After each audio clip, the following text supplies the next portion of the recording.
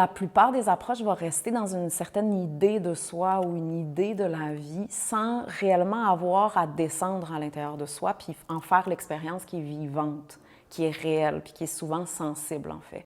Donc cette dite compréhension-là qu'on peut acquérir alors va être limitée, voire même fausse, parce qu'on croit comprendre, mais finalement on reste au niveau de l'histoire puis on reste à la surface, comme la cassette de surface. Puis pourtant, en dessous de cette impression-là d'avoir compris, mais il y a tellement qui est inconscient, puis il y a tellement qui n'est pas intégré.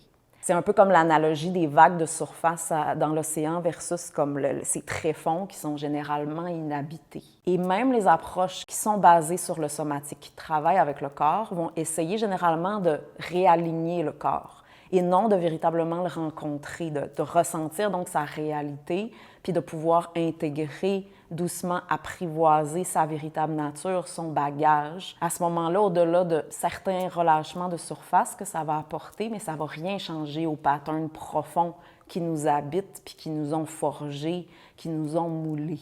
Donc, ce qui n'est pas digéré dans le corps va continuer à nous diriger puis à avoir cette emprise-là sur soi, peu importe notre bonne volonté puis tous les efforts qu'on peut y mettre.